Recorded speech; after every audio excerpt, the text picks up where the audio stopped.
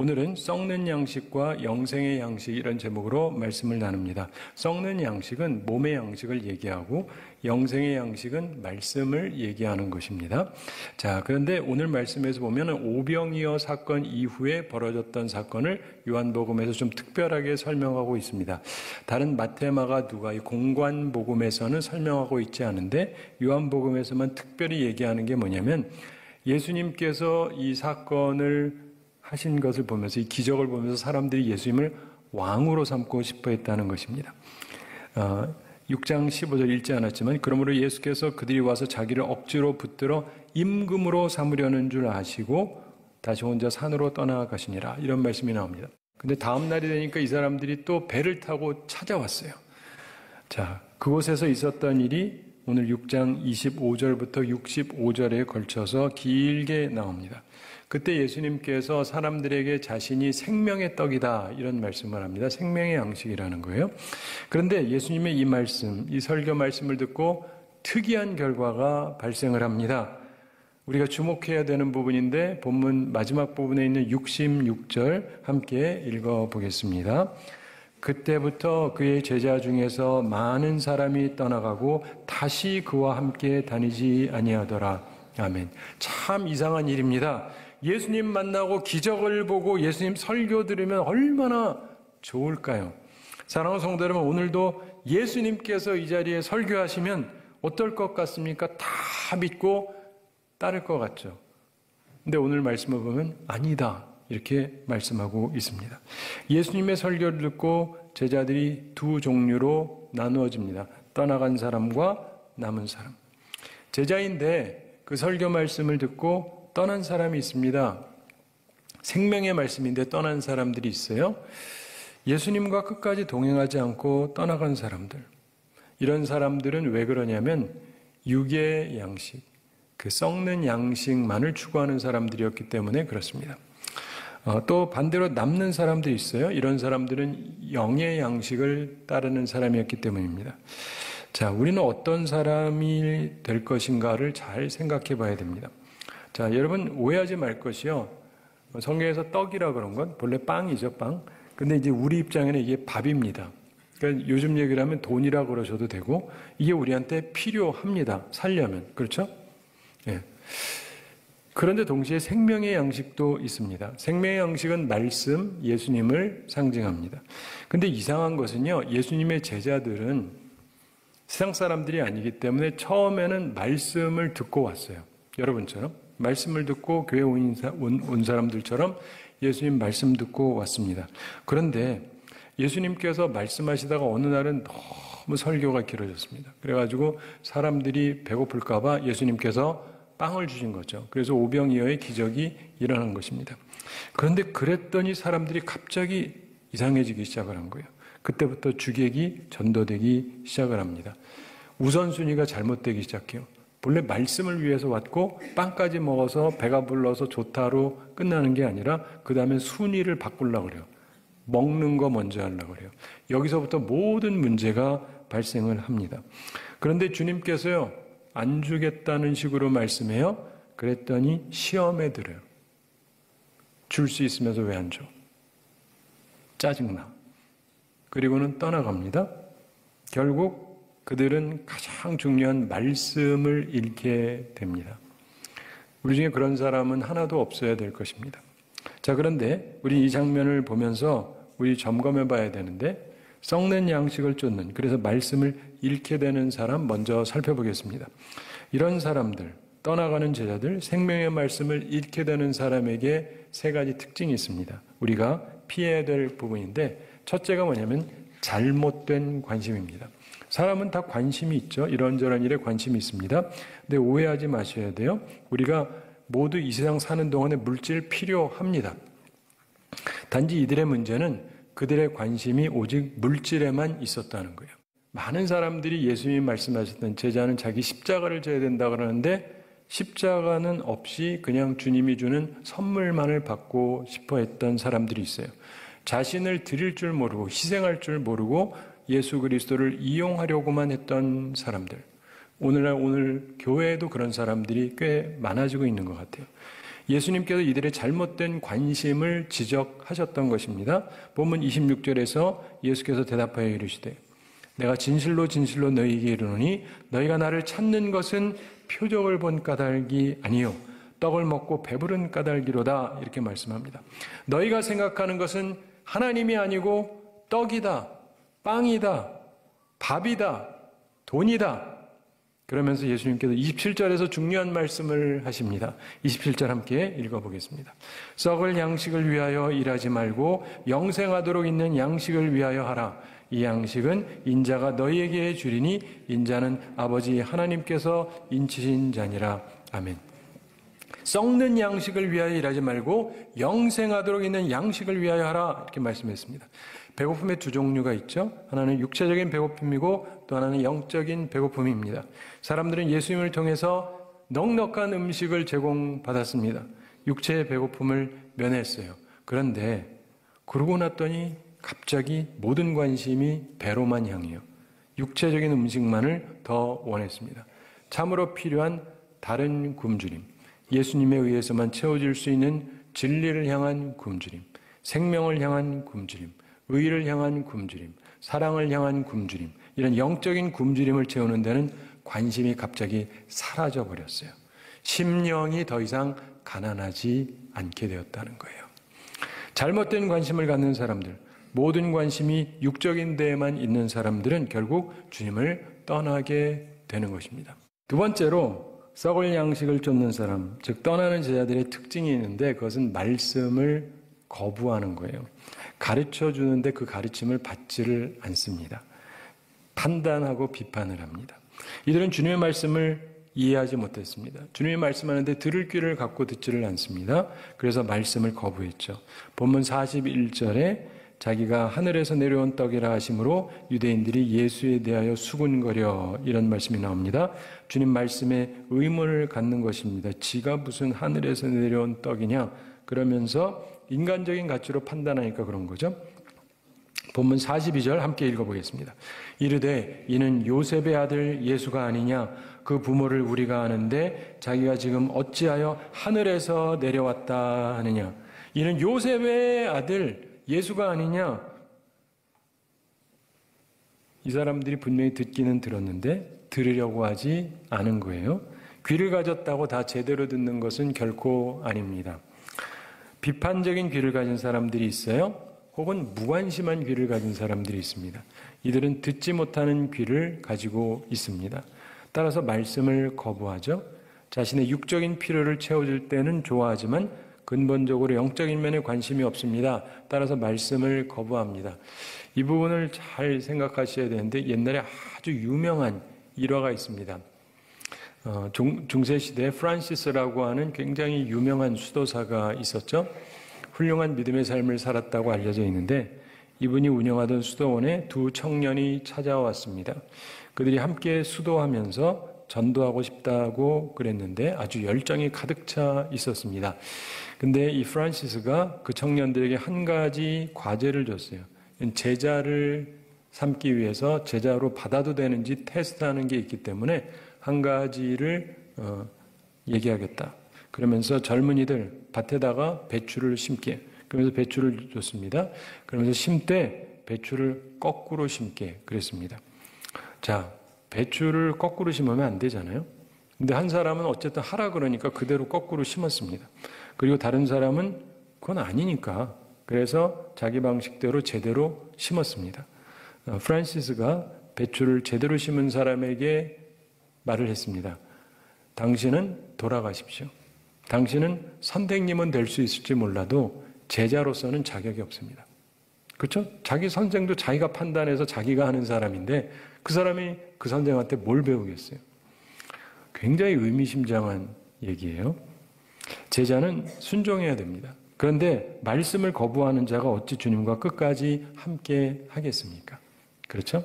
나는 어떤가를 잘 생각해 보셔야 됩니다. 세 번째로 썩을 양식을 쫓는 사람, 즉 떠나는 자들의 특징은 변절된다는 거예요. 불충성, 마음이 변해요. 그래서 떠납니다. 예수님께 등을 돌립니다. 본문 66절 함께 읽어보겠습니다.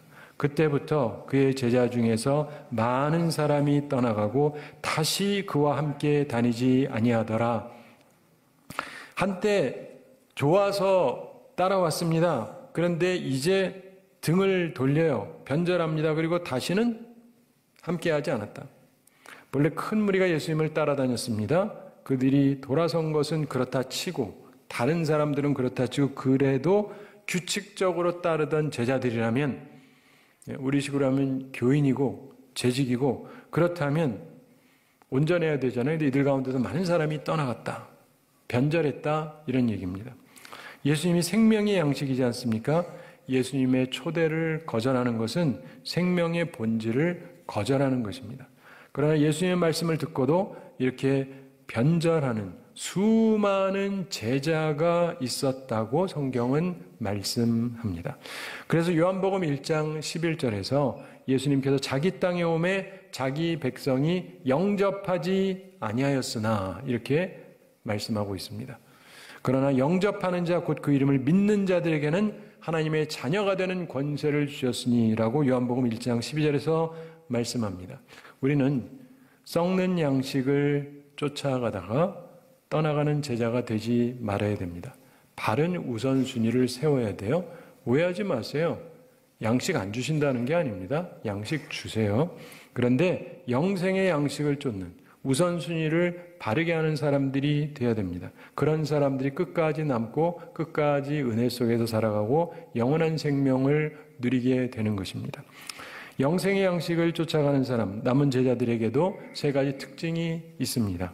우리가 가져야 될 부분입니다. 그 첫째는 충성입니다. 충성. 많은 제자들이 떠나가니까 예수님께서 12제자에게 물으셨습니다. 67절 함께 읽어보겠습니다. 예수께서 12제자에게 이르시되 너희도 가려느냐?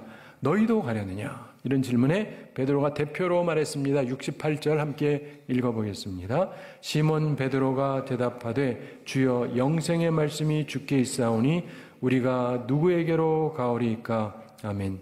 영생의 말씀이 있다 그러면서 내가 누구에게로 가오리이까? 라고 말하지 않고 우리가 라고 말하고 있습니다. 모든 제자의 대변인으로서 말합니다. 우리가 누구에게로 가오리이까? 충성을 말하고 있는 것입니다. 항상 베드로는 충성된 사람이 되려고 노력했습니다. 영생의 양식을 쫓아가는 사람만이 진정한 충성심을 가지게 됩니다. 우리 모두 주님께 충성된 제자들이 되기를 바랍니다. 예전에 한 번은 미국 국회의원이 하루는 사무실에서 나와서 국회의사당으로 가려고 하는데 수많은 비밀 경호원들이 길가에 서 있는 것을 발견했습니다. 한 사람에게 물어봤더니 무슨 일이냐 그랬더니 모로코 왕이 미국에 방문해서 국회의사당에서 미국 대통령을 만난다는 겁니다. 그러면서 모로코 왕이 어디를 가든지 아내를 데리고 다니는데 몇 명? 12명을 모시고 다닌대요. 그리고 심장 기증자를 비롯해서 수행하는 사람들의 수가 꽤 많답니다. 그래서 국회의사당에 출입하는 시민 수를 통제하는 중이다. 이렇게 국회의원한테 설명을 하더랍니다. 그런데 여기서 미국 국회의원의 관심을 끈 것은 12명의 아내도 아니고 딴 것도 아니고 심장 기증자가 있다는 사실이었습니다. 심장 기증자는 언제 어디든지 왕의 심장에 이상이 생기면 즉시 자기 심장을 왕에게 주어야 될 임무를 띠고 있는 장기 기증자라고 합니다. 그 사람은 모로코 왕을 위해서 필요하면 언제든지 자기 목숨을 바쳐야 하는 것입니다. 뭐 심장 하나 빼줘도 되죠? 안 되는 거 아시죠? 빼주면 나 죽는 거예요. 근데 그러려고 따라다니는 사람이 있다는 거 참 신기하지 않습니까? 미국에선 상상할 수 없어요. 한국도 상상하기 어렵죠? 그런 걸 보면서 그 국회의원이 깊이 생각을 했다 그러는데 나 같으면 이런 일을 할 수 있나 이런 생각을 해봅니다. 정말 충성이라는 단어가 생각이 나죠. 근데 사람을 위해서도 이런 충성을 바치는 사람이 있는데 우리는 사람을 섬기는 사람들이 아니잖아요. 주님을 향해서 충성이 있어야 됩니다. 죽도록 충성해야 되는데 죽도록 충성하면 생명의 면류관, 영생을 주시겠다는 게 주님의 약속입니다. 이상하게 아멘이 하나도 없지만 주님이 우리더러 심장 빼달라고 안 그러십니다. 주님은 우리의 심장을 필요로 하는 분이 아니니까. 그렇죠? 자, 겁내지 마시고 충성된 주님의 사람들이 다 되시기 바랍니다. 감사합니다. 자, 영생의 양식을 쫓아가는 사람, 남은 제자의 둘째 특징은요, 바른 관심이요. 관심이 제대로 되어 있어야 돼요. 이들은 말씀을 사랑하는 사람들이었습니다. 68절에 보면 베드로가 답합니다. 주여 영생의 말씀이 주께 있사오니 우리가 누구에게로 가오리까? 영생의 말씀이 계심에 이렇게 말합니다. 남들은 그 말 듣고 시험 들어서 가는데 영생의 말씀이 있대요. 그는 예수님께서 하신 말씀 썩는 양식을 위하여 일하지 말고 영생하도록 있는 양식을 위하여 하라. 이 말씀. 주님께서 하신 내가 곧 생명의 떡이니 이 말씀을 들으면서 그의 관심을 영생의 양식, 영생의 말씀에 집중했습니다. 예수님의 말씀을 받아들이고 사랑했던 것입니다. 우리가 교회에 나왔습니다. 근데 여러분의 주 관심사는 무엇입니까? 교회에 와서도 여러 가지 관심이 있을 수 있는데 이건 교회에 와서도 영생의 양식, 주님의 말씀에 대한 관심은 별로 없고 그렇게 살게 되면 넘어지기가 쉽습니다. 교회에 와서도 모든 관심이 세상 물질, 정치, 권력 이런 것밖에 없으면 참된 제자가 되기가 어렵습니다. 끝까지 주님과 함께하는 남는 제자는 바른 관심, 영생의 양식에 관심을 갖는 제자들입니다. 우리는 모두 바른 관심을 갖고 영생의 양식에 집중하는 사람들이 되기를 바랍니다. 이런 이야기가 있습니다. 강가에 살고 있던 어떤 성자로 알려진 사람한테 한 소년이 찾아왔답니다. 그리고 기도하는 법을 가르쳐달라고 그랬습니다. 그랬더니 그분이 정말로 기도하는 법을 배우고 싶으냐? 그래서 소년이 그렇다고 하니까 그럼 함께 강으로 들어가자 그러더랍니다.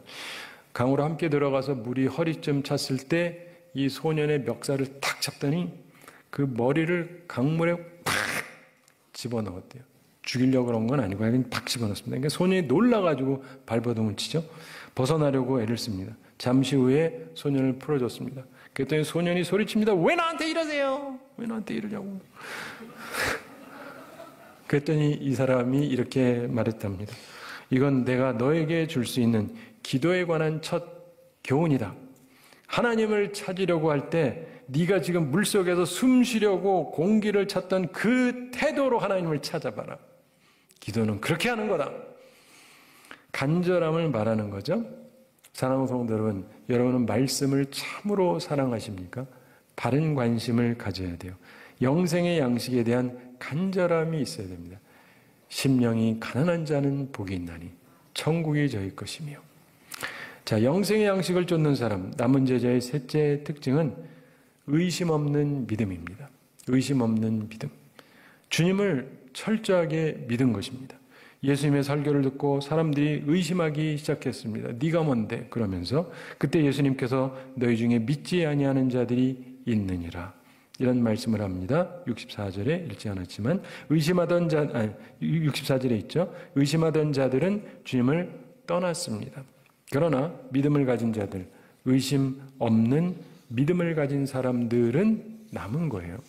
본문 69절에서 베드로가 대표로 말합니다. 69절 함께 읽어보겠습니다. 우리가 주는 하나님의 거룩하신 자이신 줄 믿고 알았사옵나이다. 아멘. 다른 사람들은 의심하지만 믿고 알았다 이렇게 고백을 합니다. 똑같은 말씀을 들어도 그러면서 말씀을 전하는 자를 의심하는 자도 있고 베드로처럼 믿는 자도 있다는 거예요. 이런 의심 없는 믿음으로 이들은 결국 결실을 맺게 되었습니다. 우리가 아는 대로 베드로는 이후에 아름다운 믿음의 결실을 맺게 됩니다. 그에게 실수도 있지만 결국은 큰 열매를 맺게 되죠. 영생의 양식을 쫓아가는 사람이었기 때문에 그렇습니다. 우리 모두 의심 없는 믿음을 가지고 주님을 따르게 되기를 바랍니다. 말씀을 마치기에 앞서서 한 가지 생각할 게 있습니다. 가룟 유다에 대한 부분입니다. 자, 이 말을 듣고 끝나면 남아있으면 된다라고 생각할 수 있는데 그렇지 않아요. 70절에 보시면 예수님께서 말씀하십니다. 예수께서 대답하시되 내가 너희 12를 택하지 아니하였느냐? 그러나 너희 중에 한 사람은 뭐라고요? 막인이라 하시니. 너희 중에 한 사람은 막인이라. 끝까지 남았어요. 충성되게 보입니다. 그런데 충성된 자가 아니고 말씀을 사랑하는 자도 아닙니다. 그는 마귀예요. 예수님께서 무서운 선언을 하시는 것입니다. 그러면서 71절에서 부연 설명합니다. 71절 함께 읽어보겠습니다. 이 말씀은 가롯 시몬의 아들 유다를 가리키심이라. 그는 12 중에 하나로 예수를 팔 자라라. 아멘. 그러니까 남아있다고 다 알곡이 아니다, 이 말씀입니다. 너희 중에 한 사람은 마귀니라. 마귀라고 하는 단어는 디아볼로스라고 해서 비방자란 뜻이에요. 참소자라는 뜻. 가룟 유다는 예수님을 떠나지 않았어요. 그런데 떠난 사람보다 훨씬 더 악한 자예요. 남아서 계속 비방을 해요. 남아서 계속 비방을 해요. 남아서 계속 비방을 해요. 예수님에게 어떤 여인이 향유를 부으니까 왜 그거를 팔아서 가난한 사람에게 나눠주지 않냐. 이해가 되시죠? 남아있어요. 계속 비방을 하는 거예요. 그는 자신의 목적을 위해서 예수를 이용할 작정으로 남아 있었던 것입니다. 계속 비방하며 참소하는 자였고 저주받은 영혼이었습니다. 우리 가운데 이런 사람은 한 명도 없기를 바랍니다. 우리가 주목해야 될 사실이 있습니다. 베드로가 이때 모든 것을 이해한 것은 아닐 것입니다. 그러나 그는 기꺼이 주님을 따를 충성심을 가지고 있었습니다. 기독교는 철학이 아니고 이론이 아니고 지성에 도달하는 것도 아닙니다. 기독교인이 된다는 것은 예수 그리스도를 향한 개인적인 응답을 하는 거예요. 그분에 대해서 우리 마음을 드리고 우리의 충성을 드리고 우리의 사랑을 드리는 것입니다. 하나님께서 택하신 사람들에게 믿음을 선물로 주세요. 그래서 우리는 은혜로 구원을 얻는 것입니다. 그분이 믿겨지는 것이 은혜예요. 추수의 계절을 맞으면서 베드로처럼 영생의 양식을 추구하는, 그러면서 온전한 고백을 하는 바른 주님의 제자들이 다 되기를 바랍니다. 한 가지 이야기 말씀드리면서 오늘 말씀을 마치겠습니다. 미국 엘라바마주의 수마탕가라는 곳에 수양관이 있습니다. 그런데 그 수양관 뒤에 약간 높은 산 정상에 크게 십자가를 세워놨는데 밤이면 불로 조명을 합니다. 그래서 멀리서도 볼 수 있다고 그럽니다. 근데 어느 날 밤 한 사람이 이 캠프장의 책임자를 찾아와서 산 위에 있는 십자가까지 좀 데려다 달라고 부탁을 합니다. 밤중에 길이 좀 위험할 수 있는데 이 사람이 하도 진지하게 부탁해서 차를 타고 함께 갔습니다. 가는 길에 이 사람이 왜 십자가로 가는지를 설명을 합니다. 바로 전날 밤에 이 사람이 복잡한 현실에서 도피하고 싶어서 단발 비행기를 타고 이 프로펠러 하나 있는 거 이걸 타고 조종해서 아틀란타에서 버밍햄으로 비행을 떠났습니다. 미국 남동부 쪽이거든요. 근데 죽고 싶은 마음도 있었습니다. 한편으로. 그래서 일기가 나쁜데도 그냥 떠났어요. 뭐 죽으면 죽으리라. 에스더의 결단이 아니고 그냥 죽으면 죽지 뭐까짓 거 이런 거였어요. 비행하다가 근데 갑자기 눈보라가 치는데 대단히 크고 강한 눈보라였답니다. 근데 사람의 마음은요 변덕이 심합니다. 그렇게 살기 싫었는데 갑자기 살고 싶어지더랍니다. 위험에 빠져가지고 구조 요청을 무전을 쳤는데 근데 문제는 현재 자신의 위치를 모른다는 거예요. 그래서 짙은 눈보라 속에서 뭘 좀 보는데 아무것도 보이지가 않습니다. 근데 그때 갑자기 앞에 환하게 빛나는 십자가가 나타나더랍니다. 그래서 처음에는 이게 환상인가 했대, 환상인가. 그래서 어쨌든 무전으로 자기가 어디 있는지는 모르는데 하여간 밝게 빛나는 십자가 앞에 있다 이렇게 말했답니다. 그랬더니 상대방이 그 위치를 파악하고 가장 가까이 있는 작은 비행장으로 인도해 줬습니다. 그래서 무사히 비상 착륙을 했답니다. 비행장 사람들이 그에게 그 십자가 때문에 당신 구조가 가능했다 이렇게 말했습니다. 듣고 보니 참 감사한 일이죠. 캠프 책임자와 이 사람이 십자가에 도착을 했습니다. 차에서 내린 그가 십자가 앞에 가서 꿇어 엎드렸습니다. 그리고는 울면서 어젯밤에 자기를 구원해 주신 것에 대한 감사 기도를 드렸습니다. 기도 끝나고 일어서서 이 사람이 이렇게 말했습니다. 저는 다시 하나님께 돌아올 수 있는 길을 발견했습니다. 이제 다시는 되돌아서지 않겠습니다. 사랑하는 성도 여러분, 이 사람의 고백이 우리의 고백이 되기를 바랍니다. 다시는 되돌아서지 않을 것입니다. 또한 베드로의 고백이 우리 모두의 고백이 되기를 바랍니다. 주의 영생의 말씀이 주께 있사오니 우리가 누구에게로 가오리까? 육체의 양식을 쫓다가 항상 먹는 것만 먼저 생각하다가 떠나가는 제자들이 되지 말고 영생의 양식을 구하면서 주님과 함께 남는 제자들이 되시기 바랍니다. 바라기는 우리 모두 하나님 앞에서 아름다운 결실과 결매를 맺는 충성된 하나님의 사람들이 되기를 우리 주님의 이름으로 축원합니다.